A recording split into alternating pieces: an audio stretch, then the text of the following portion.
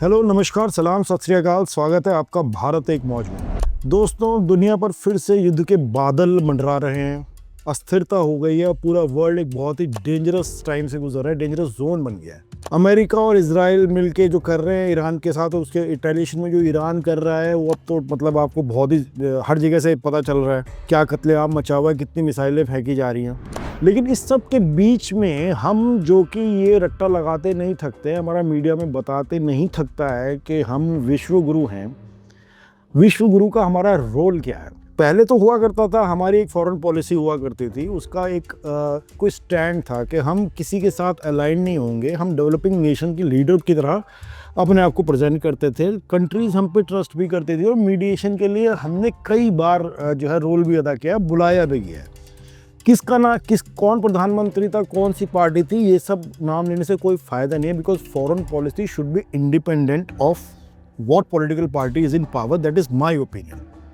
जो foreign policies बना रहे हैं, जो उन्हें एग्जीक्यूट कर रहे हैं, वो शायद झप्पियों में विश्वास करते हैं, जाके गले मिल लो, रगड़ लो, खीखी खीखी करके हंसने लग जाओ और इस तरह से फिर यहाँ पे क्लेम कर लो कि हम विश्वगुरु बन गए। जो ये लड़ाई हो रही है, ये क्यों हो रही है, इसमें किसकी गलती है, किसने किसको पहले परेशान किया, उसने क्या रिएक्शन दिया, ये इस वीडियो का मुद्दा है ही नहीं है, क्योंकि मुद्दा भारत के बारे में है।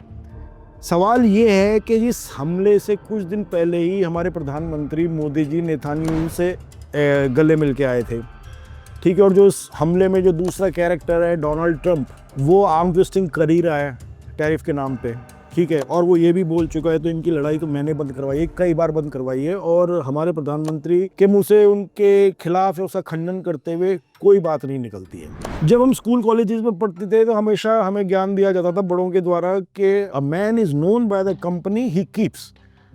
तो जो लड़के कॉलेज के स्कूल के गुंडे लड़कों के साथ घूमते फिरते थे, उनकी इमेज वैसी खराब होती थी। और बाज़ दफ़ा तो कॉलेजेस में ऐसा होता था कि जो बड़े बड़े गुंडे होते थे, उनको जो कॉलेज की लड़कियां हैं वो भाई बना लेती थी अपनी सिक्योरिटी सुरक्षा के लिए। बिल्कुल वैसे ही जैसे मोदी जी ने इजराइल में जाके बोल दिया कि Israel is the fatherland. Israel is their fatherland and India their motherland. अब इजराइल के साथ स्ट्रेटेजिक जो अलायंस है उसका सेंस भी बनता है। मतलब मॉडर्न वर्ल्ड में ऐसा हो ही नहीं सकता कि आप किसी से बिल्कुल ही कट ऑफ कर जाओ, लेकिन ये भी होना बड़ा बेकार बात है कि आप किसी की गोदी में बिल्कुल ही जाके बैठ जाओ, इतना ज़्यादा बैठ जाओ कि वो आपसे मज़े लेने लग जाए, आपकी आर्म ट्विस्टिंग करने लग जाए, उसमें आपके इंटरेस्ट ही कॉम्प्रोमाइज़ हो जाए। ये सब बातें मैं क्यों कह रहा हूँ? मैं इसलिए कह रहा हूँ कि पिछले कुछ सालों में जो इंडिया की जो डिप्लोमेटिक स्टैंडिंग है अराउंड द वर्ल्ड, वो बहुत वीक हुई। और वीक इसी वजह से हुई है कि हमारी कोई डिप्लोमेटिक जो है पॉलिसी कोई है नहीं। सिर्फ जगह जगह जाके गले मिलके फ़ोटो खिंचवाना। भाई फ़ोटो, अगर आप सुपर पावर्स के साथ फ़ोटो खिंचवाते हो तो आप सिर्फ फ़ोटो में आते हो और किसी स्कीम में नहीं आते उनके। ये सुपर पावर्स को आपकी ज़रूरत नहीं है। तो आप अगर उनके साथ, किसी बड़े आदमी ने आपको शादी में बुला लिया और फिर आप जाके घर पे आके फोटो दिखा रहे हो कि मैं तो उसकी घर शादी में गया था, this is not your standing, this does not improve your standing, this is not a foreign policy. Now let me come to the point. इतना बड़ा कॉन्फ्लिक्ट हमारे नेबरहुड ही मान लो वहाँ हो रहा है, ठीक है। ईरान हमारा ट्रेडिशनली एक एलाई रहा है। वो छबाहर का पोर्ट है वहाँ पे, जिसमें हमने बहुत टाइम और मनी इन्वेस्ट किया अपने लिए एसेट बनाने के लिए। अब वो एलाई को हमने एक तरीके से अबंडेंस ही कर दिया है और हम गोद में बैठ गए जाके उनकी, जो उस एलाई के खिलाफ है, जो उस पर हमला कर रहे हैं, उसके जो लीडर है उसको असैसिनेट कर दिया। What does it say about the mentality of the vishwa guru? What does it say about our foreign policy? That it believes in cunningness and bullying. ये सारे के सारे बुली इकट्ठे हो गए। मैं पहले भी कह रहा हूँ कि ये वीडियो इस बारे में नहीं है कि लड़ाई क्यों हुई, किसने पहले हमला किया, किसने बाद में, इसमें हमारा क्या रोल रहा है। अगर हम वास्तव में विश्वगुरु होते दोस्तों, तो एक सिंपल सी बात होती, वर्ल्ड के इंपॉर्टेंट डिसीजन से पहले हमें कंसल्ट करा जाता। वर्ल्ड में अगर कोई कॉन्फ्लिक्ट है तो उसको खत्म करने के लिए हमसे मीडिएट करने को कहा जाता। हमारी राय की कोई वैल्यू होती, हमारे इंटरेस्ट लोगों के लिए ज़रूरी होते, हमें खुश रखना भी ज़रूरी होता लोगों के लिए, ताकि हम उनके साथ रहें। और कोई भी हमें क्यों रखना चाहेगा अपने साथ?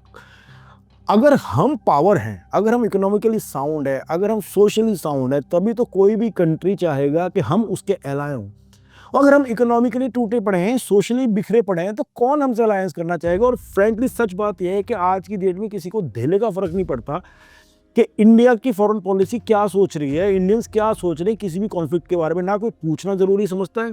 वैसे ही वर्ल्ड ऑर्डर ट्रम्प जैसे लोगों के आने की वजह से उथल पुथल हो चुका है। कोई इंस्टीट्यूशनल इंटीग्रिटी नहीं रही है, कोई ऑनेस्टी नहीं रही है, गुंडागर्दी चल रही है खुलेआम। जनवरी में वेनेजुएला का प्रेसिडेंट उठा लिया, फरवरी में खमैनी का असैसिनेशन कर दिया, और अभी साल भर शुरू हुआ है। ऐसे बीच में इस तरह के वर्ल्ड में ये बहुत ज़रूरी हो जाता है कि इंडिया जैसा बड़ा कंट्री, इंडिया जैसा डेमोक्रेटिक कंट्री अपनी फॉरेन पॉलिसी को इतना रिफाइन और इतना सॉलिड करे, अपने आप को इंटरनली इतना मजबूत करे कि the world depends on us, हमारी बात की कोई वैल्यू हो। लेकिन क्या आज ऐसा है? क्या हमारी बात से कोई फ़र्क पड़ता है इस पूरे कॉन्फ्लिक्ट में? ठीक है, किसी ने हमसे हमारी राय भी नहीं पूछी, किसी ने मीडिएट करने को भी नहीं कहा। इनफैक्ट ऑपरेशन सिंदूर के टाइम में भी हम देखा था कि ऑलमोस्ट आइसोलेटेड हो गए थे हम डिप्लोमेटिकली, कोई हमारे सपोर्ट में खास लोग आया नहीं। यहाँ तक करना पड़ा हमको कि अपने यहाँ से एक डिप्लोमेटिक मिशन के तौर पे कुछ पॉलिटिशियंस को भेजा जो जगह जगह कंट्री में घूम घूम के अपना केस बना रहे थे। अब वो वहाँ कर क्या रहे थे? कोई अंताक्षरी खेल रहा है, कोई करियोकी खेल रहा है। So that is the level that this has been reduced to.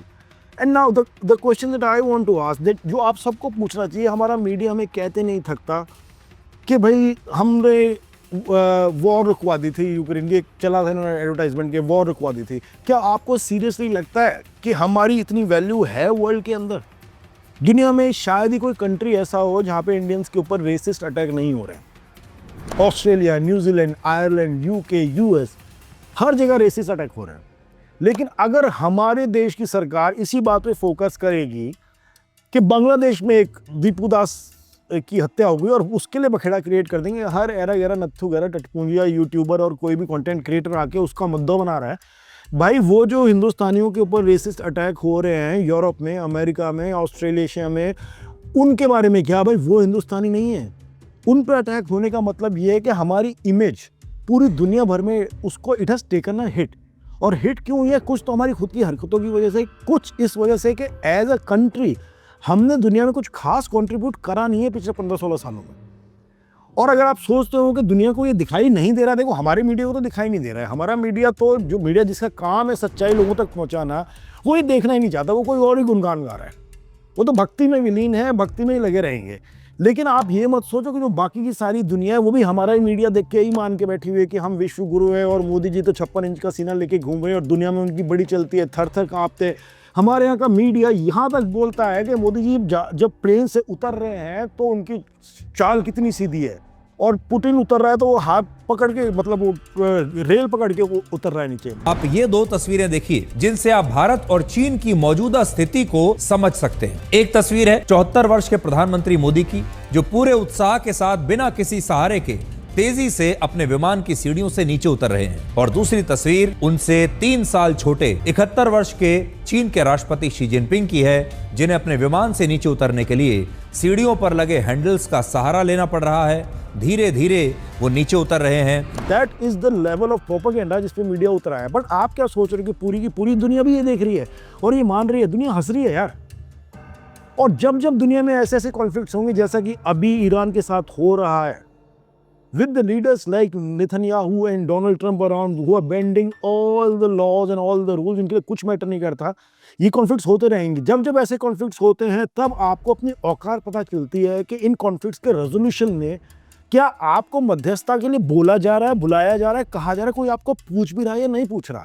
वैसे तो आप दुनिया के इतने कंट्रीज में घूम घूम के वहाँ के हाईएस्ट ऑनर और अवार्ड लेके आ गए हो, लेकिन उस ऑनर और अवार्ड का क्या मैं अचार डालूं जब उससे इंडिया की ना इमेज इंप्रूव हो रही है, ना इंडिया की सोशल फैब्रिक इंप्रूव हो रही है, ना इकोनॉमी इंप्रूव हो रही है। Tell me one thing, this conflict is the greatest example. जो अभी पिछले दिनों कितने कॉन्फ्लिक्ट हुए हैं, आप ये बताओ कौन से कॉन्फ्लिक्ट में इंडिया की राय पूछी गई, इंडिया की राय इंपॉर्टेंट थी, या इंडिया को किसी ने टेलीफोन करके ये भी कहा हो कि यार ये खत्म करवाओ।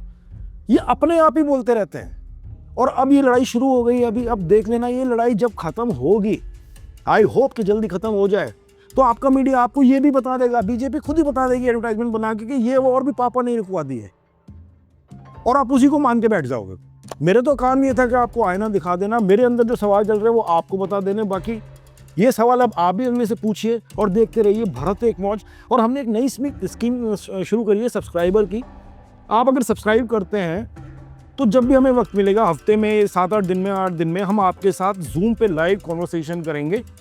यहाँ आप अपनी बात कहोगे, मैं अपनी बात कहूँगा, आपको सवाल पूछेंगे, मैं जवाब दूंगा, मैं कुछ पूछूंगा, आप दोगे। एक रूबरू कनेक्शन बन जाएगा, साथ में मिलकर बात करेंगे। तो please subscribe also if you want to be a part of that conversation. Until then, we'll meet in the next episode.